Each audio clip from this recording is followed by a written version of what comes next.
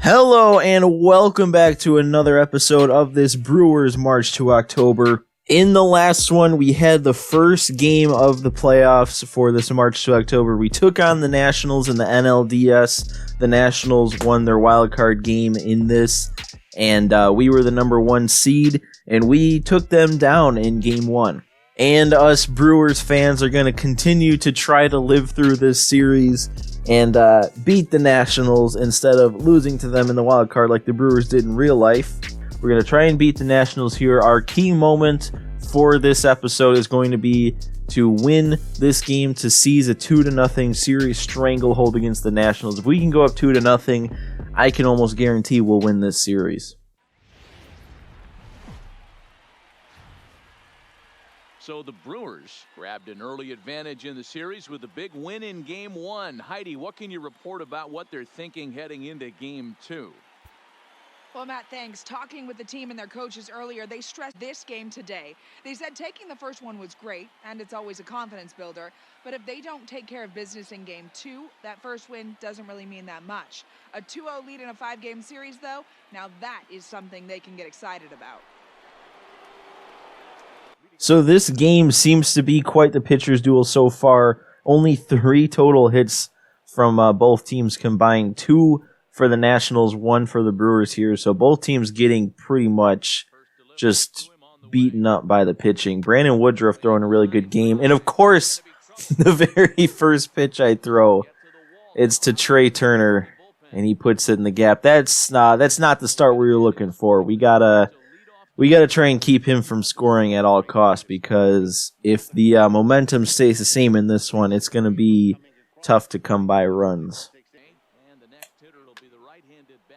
And Anthony Rendon's going to ground out to first base, so the runner will move up, but they can't score unless they hit a base hit, so no sac flies, no infield hits. And Woodruff strikes Soto out, so he gets out of that jam. Only throwing like 6 pitches that inning. I think the first 3 batters all swung at the first pitch, and then Soto struck out on 3 pitches. Looks like Hernan Perez got the start this game. That's interesting. I think, actually it's not that interesting because we're going up against a lefty, and my lineup is set up so that Travis Shaw does not bat against lefties. So Hernan Perez taking his spot for this game. Probably should have let that one rip on that last pitch. And Hernan Perez, I was a little late on that. That's going to be flown out to right. And Brandon Woodruff's going to come to the plate, and I think I'm going to go ahead and let him hit. I feel like in real life, the Brewers definitely would be taking him out here, but I'm going to let him hit. It's always helpful to give your bullpen as much rest as possible, and Woodruff seems to be handling business so far in this one. And he's going to pop out, put up a decent fight at the plate, saw a decent amount of pitches, but ultimately not able to get anything going. It'd be nice to get him on base and extend this inning. And he does just that on the first pitch. Single between third baseman and shortstop, and we got a runner on. You never know what can happen now. That was only the second hit of the game for the Brewers, and I honestly can't ask for a better person up right now. Orlando Arcia, he's been hot when I use him. And if we want anyone to be up after the inning was extended with a runner on, it's probably Arcia.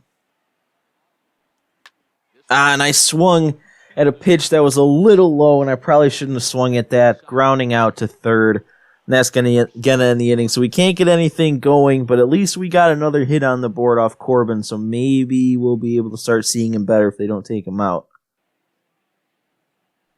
And Yelich, whoa! I'm sorry, but Matt Adams... Oh, he's safe. Oh, okay, never mind. I was going to say, I'm sorry, but Matt Adams probably not making that play in real life. But I guess technically he didn't make the play because I think it was a little bit of a bad throw, and that's what led to Yelich being able to beat that out. But yeah, that's big hustle on our probably MVP Christian Yelich to get to first on that one. Oh, and Jesus Aguilar... Man, he got a hanging curveball, and I was late on it. I couldn't time it up. And Ryan Braun gets that one over the shortstop's head. That's going to get Yelich up to second. Now we got 2 runners on base with only 1 out, and Mike Moustakas coming up to the plate, the only guy to get a hit before I entered this game. Oh, and I thought I could handle that one. I thought that was catching more of the zone, but that was a little lower than I thought. 3-2 here, though. Moustakas, you got to come through. Just don't ground into a double play. All right, and he walks. He worked a walk after all of that anyway. So we now have the bases loaded for Yasmani Grandal, and this is probably the biggest at-bat of the season so far. Grandal, that one's going to get back up the middle. I'm going to send Braun home. 43 speed should be enough to get him in there. And Yasmani Grandal comes through with 2 strikes to break this game open, give us a 2-0 lead. That is huge. And Perez is able to get that one through the infield. It's not going to score any runs. We got a couple of slow runners on base there. Probably could have scored, though, now that seeing he bobbled it. But we're going to still have bases loaded with only 1 out. Woodruff's coming to the plate. And I'm going to be honest, I wasn't expecting him to get another at-bat the very next inning. But it's probably for the best. He is going to come out of this game. He threw 7 shutout innings, a huge start in this game, too, for the Brewers, but he's done his job. They brought a righty in out of the bullpen, so Travis Shaw is who we're going to turn to. I can't think of anyone better to turn to off the bench against a righty. And that ball was ripped. Man, I wish that got down, but hit too shallow. Not going to be able to score, tagging up with 28 speed. Travis Shaw not able to get anything done there. That's kind of disappointing. And Lorenzo Cain hits that one pretty well, but it's not going to do anything with 2 outs. So we did score 2 runs to take the lead, and we are setting ourselves up for a victory. Normally, Craig Counsell might be seeing this situation as a time to bring Josh Hader in for a 2-inning save, but we all know that didn't work out too well against the Nationals in real life, so I'm not going to do that. I'm going to bring Taylor Williams in here. He's a guy we didn't see too much throughout the regular season, but he's got some pretty good stuff, and I think he could be pretty effective here against some righties. And Michael Taylor has gotten down looking on that slider. Not anywhere near where I wanted to locate that slider, but it just froze him. Trey Turner's going to bunt, but it was a bad bunt. Grandal makes the play, and Taylor Williams has gotten 2 outs, and now we're facing a lefty. I might take him out. I don't know. I'm going to leave him in. Adam Eaton on his own isn't too big of a threat with 2 outs. So we're going to try and let Taylor Williams finish this inning against the lefty. I thought about playing the matchups. I was going to have Williams get the first 2, and then Claudio take the lefty to end the inning. But I'll just leave Taylor Williams here. Hopefully he doesn't make me regret that, because that ball was hit kind of hard. And he's going to get Eaton swinging. Hopefully Grandal can recover in time, and he does. Eaton gets thrown out on the drop 3rd strike. Taylor Williams gets through a clean 8th inning. And probably, if we don't put up a big number of runs, we're going to see Josh Hader in the 9th. Ooh! Aguilar! No doubt home run to right center field. That was an absolute shot, too. Wow. Save situation here in the playoffs. No reason to turn to anybody else but Josh Hader, our closer. 45 saves on the season, 3.17 ERA, 66 strikeouts in 54 innings. Not quite the Josh Hader we've come to know in real life, but still very nasty and effective nonetheless. And Rendon's popping it up to right field. Yelich should be there to make the play, and he is.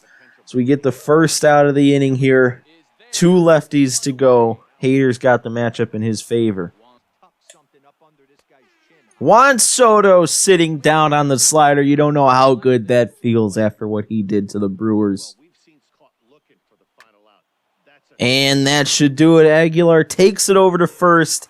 And we complete Game 2 of the Division Series, taking a 2-0 lead, getting the shutout too. I thought usually when you get shutouts, you get an extra flame ball, but it's the playoffs. We're probably going to be playing most of it anyway, so the fireballs don't really, or shouldn't really matter too much, I'm assuming. We got a pretty sizable fireball here.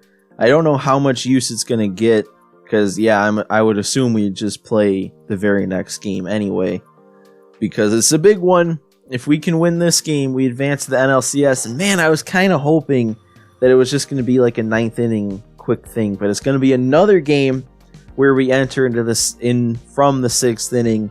So what that means is that's going to do it for this episode, because doing 2 games starting from the 6th inning, that would be a pretty long episode of March to October. I usually like to keep the recordings to about a half an hour, and the videos are pretty much anywhere between like 12 to 18-ish minutes.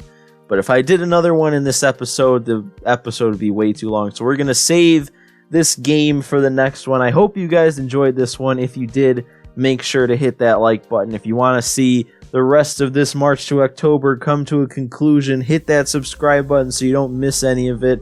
But that's all I have for this episode, and I will see you in the next one.